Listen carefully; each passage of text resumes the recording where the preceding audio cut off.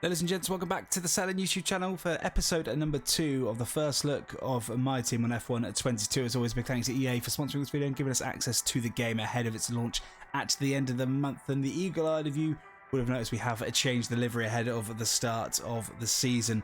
I wasn't quite happy with how it looked in the last episode. We've just made a few changes, but the sponsors all around the car, and obviously the one sponsor currently. Before we get into the first race of the season, we will get just a couple of these things done just to try and boost some ratings for the start of the season. And we do have some R&D to spend, so we are going to spend that on the chassis to kickstart things, and that is going to be on a weight reduction to get things underway. So that is going to be the only thing we can able to do. Gives us 500 in the bank. We will have a look at the standings, obviously, just to see where we are. And in terms of R&D, we are currently at the 4th worst car on the grid, so we actually don't start at the bottom as was the case in F1 at 2021. So we will be starting at slightly higher, but has got McLaren, Aston Martin and Williams as the cars behind us. So it's going to be really interesting to see how that battle pays out over the course of the season. Now, to start the game with, we will be on 90 AI. I've noticed in a couple of the little races we've done in the early parts of this build that the AI do seem a lot more difficult this year, and whilst we're getting used to the circuits, getting used to the car, getting used to the new handling, and trying to find the setups, we'll run at 90 before cranking it up to 95 and then hopefully increasing it as the season goes on. But as you can see, we are ready to start our race weekend, so I'm going off to do some practice and I'll see you all for qualifying for the Bahrain. Straight into qualifying there, the first lap of Q1 in Bahrain on F1 at 22. In practice, we struggled, if I'm being completely honest, we struggled a lot at the start. And then we managed to find a setup that kind of worked. Again, there's not really a sweet spot with the setups, and usually I use a couple of websites to help me test some setups out, but obviously those websites are yet to really be able to upload setups. So for the early part of this career mode, we might be struggling a touch, and I think, off memory, I think we were around P14 in practice. So middle of the road, nothing to write home about as we come in to the sharp right-hander before the long swooping left into the hairpin. A double left-hander coming up, and this is where this curb on the right-hand side, in previous games you could ride that curb a little bit, get a bit of a better exit, but this year with the new downforce model there is no chance of riding that curb. You ride that curb, you're going straight off. And I saw that a couple of times in practice, not only from me but also from the AI. The AI seem very prone to making mistakes on this year's game. And also just an FYI that this video is a very short one. It's only 15 minutes. We're only allowed to make 15-minute long videos, so I've had to try and cram qualifying and the race in as much as possible. As Sergio Perez goes faster with a 1:29.3. As I say, we will not be expecting to get anywhere near the top of the field, and we certainly won't be getting out of Q1, I wouldn't have thought, with this car in the early parts. But we will come across the line to finish our first lap of Q1, and it is a 1:31.8. And that is nothing to write home about. As you see, we're currently riding P18 with pace certainly defined in the car, so we'll head back out for lap number 2 then of Q1. Our final run, as you can see, there's only 50 seconds left on the clock, so we've got to try and make some improvements, but it's not going to be easy. I say the car, mainly because of the setup, didn't feel great. We didn't have great straight line speed. We made a couple of mistakes on that first lap, but as you can see, through turn 1, we are a tenth and a half up into 2 tenths up as we come to the first DRS zone of this lap. It's worth saying as well, again, I think I reiterated in my previous video, the car sound on this game is so much better than previous years. It's so much more accurate, and there's a lot to love about the noise of these cars this year, and obviously with every engine sounding very different to the other. And as we come into the right hand and then the double left, we're actually over half a second up as we get a bit of oversteer there, and as you can see, that cost us at least 2 tenths worth of a delta. So a little bit of a mistake there, which isn't ideal. Nice and clean coming out of the sharp hairpin. We are recovering at just about to 4 tenths up as we come towards the end of sector 2. Into the long left hand, into the right hand. And say it feels a little bit easier on the car now. Those of you who played F1 2021, you know how easy it is to lose the car around this long right hander.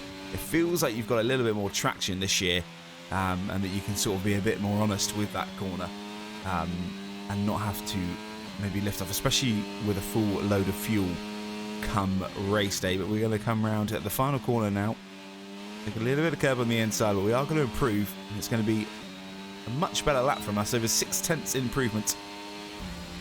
To see where we're going to go, I mean, I'm pretty sure that is not Q1. We were way behind. It's going to be P19 to start. It's not a good start for TSI Racing as we dive into the race weekend. Rumour and speculation all come to an end today as we return to racing for the opening event of what promises to be an enthralling season. Welcome along then to round 1 of this year's Formula One World Championship. There's no shortage of passing opportunities around the 3.36 miles of the Bahrain International Circuit, with the best, of course, at turn 1, and then another soon after into turn 4. 15 corners here, 6 to the left and 9 to the right, and we could see 1 or 2 flat spots into that tight left-hander of turn 10. Let's run you through the driver grid order for today's exciting race. An immense lap from Carlos Sainz yesterday puts him in pole position, with Charles Leclerc alongside.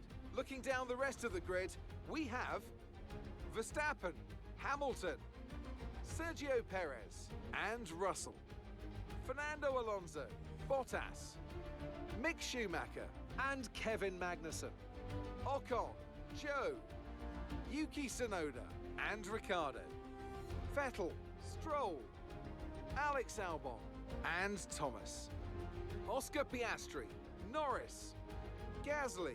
They'll be starting further back after an earlier grid penalty, and Nicholas Latifi. It's almost time for those 5 red lights to go out then. Let's see who can prevail today. A new season then, a clean slate where anything could happen. Natalie Pinkham is with me today as we get another year of Formula One underway. We're into those tense few minutes before the first race then. Everyone's a little bit nervous about reliability. They haven't been running in the hot, turbulent wake of other cars in practice. They've not been pushing at 100% for long durations. Let's hope no one has to deal with any nasty surprises. So, as we finish the formation lap, and again, we've had to edit this down in order to get as much race time in as possible, but you can see us rejoining the grid for the formation lap. And our first attempt at trying to hit the box nice and cleanly and get a good position as we give a little bit of burnout to the rears and approach the box. Will we nail it? Not quite. Green. Could be worse. Could be better. But here we go then. It is the start of F1 at 22, my team, as we wait for 5 red lights in Bahrain to kickstart the season. And we are underway in Bahrain, and there's a lot of wheel spin to start. Oh, we nearly lose it. It's not the best style in the world. It is definitely much trickier. We're going to go down the inside into turn 1, have a little look, see if we can gain some positions. Make sure we slow the car down, try and avoid any contact with Sebastian Vettel. We're going to take a lot of curb, which is going to compromise us there. But a couple of positions gained up to P15 off the start behind Guan Yu Zhou at the start of this Grand Prix. We did boost up a place because Pierre Gasly took a penalty on the first race. Not a good sign for them for reliability. As Lando Norris coming down our inside, and he spun. There is a little bit of contact with Lando Norris, and you've got to say, well, that's probably his fault. I think he managed to just hold the car enough as he went for a little bit of a spin, but we hold on to P15 on lap 1 on the soft compounded tyres. You can see cars around us all on the medium, so it's crucial that we get this stint right and make sure we keep it nice and clean to give ourselves the best possible chance at maybe making strategy cool and getting ourselves up the order again. As always, 50% races for this My Team series. As we use a bit of ERS to try and keep up to the back of Guan Yu Zhou, but so far so good with Alex Albon creeping up behind us. We're just going to try and keep pace with those cars ahead as we understeer a little bit there, coming out of that long straight, which is the DRS detection zone in the later of the race after 3 laps, of course, when DRS is activated. So for now, it's just about keeping up to Guan Yu Zhou, and there's a little bit of oversteer there as we have to correct the car, and so that is definitely a feature of this game, oversteering out of corners, especially when you've got the setup quite right. But we managed to hold on. We will be at P15 after lap 1. As Charles Leclerc posted the fastest lap of the race and currently leads at the Bahrain Grand Prix as we dive forward to lap number 6. And again, I said this would be a very quick-fire race. There's plenty of action, as always, with race number 1. So we're still currently P15. Behind Guan Yu Zhou, there's a yellow flag on track, and that's Mick Schumacher as we just dive down the inside. Of course, that's a little bit of oversteer, as I wasn't quite expecting him to be facing around the wrong way. But Mick Schumacher has gone for a spin, and there is a safety car. I'm not sure whether Mick's got the car going. He has got the car going, but they've called the safety car out. So whether there is a little bit of debris on track, I'm not too sure. But that is a safety car, and that could be very good news for us, as we will come in and change our tyres, or consider changing our tyres to the hard compound. We were going to box shortly anyway. Just checking. There we go. Hard tyres coming in. Watch the delta, Tom. Do not make a penalty here, but I think this is the time to make a stop, and we are going to make a stop. It's a couple of laps ahead, so we're going to have to extend these hard tyres come the end of the race. But a free, cheap pit stop, as everyone does into the pits to do the same. But we are going to come in and change to the hard compound of tyre. And this just has a little bit of spice. Once again, you'll see the first attempt at the new pit stop mechanic, as we will try and nail our turn in. We do optimal turn. Can the guys get it right? There's a little bit of a delay on the front right. A little bit of delay getting the front right off and on. 4 seconds. See, even though we turned in optimal and it was getting a 2.3 to 2.7, you can just see that they still made a mistake on that front right. And as we dive forward to lap 16 of 29, you can see we've got Sergio Perez, Max Verstappen, all over the back of us. As we go into this longer, he's going to go around the outside and he's going to get on that curb. And that is the curb we spoke about earlier. You cannot go onto that curb. Even the AI. It's not a thing like last year's game where the AI could ride that and you couldn't. That has Max Verstappen going off and there is a yellow flag. He's back on circuit. You cannot ride these curbs, especially in the downhill section of a track, because you are just going to lose all sorts of traction and the ability to drive these cars, and you just go straight on. Lucky to keep it out of the wall, but Max Verstappen is the first of the AI to make a big mistake. Now, there was a couple of other mistakes. Obviously, we saw Mick Schumacher earlier. I think Daniel Ricciardo in this race went for 4 spins over the course of this race. None of them caused by me, thankfully, but the AI are prone to mistakes this year, which is really encouraging to see. Also, we did get it last year, but we're getting it more this year, as Carlos Sainz has potentially got an issue, and the cars ahead are in. You've got George Russell and Sergio Perez now currently in the box, as well as Valtteri Bottas. We are going to come out ahead of them, and it is Mick Schumacher who currently leads the way, but we are going to get passed here by George Russell on lap 22. And that's and that's Sergio Perez going to the back, and we've got rear wing damage. Sergio Perez has sent it into the back of our car. Surely he's got wing damage from that. I'd be very surprised if he hasn't got wing damage. He's going to go down our inside now, get the move done. We're going to just feather it around the outside, give him plenty of room on the inside. Wheel-to-wheel racing in Bahrain between TSI Racing and Perez as we check for the damage. He's down our inside again. We're a bit squirmish.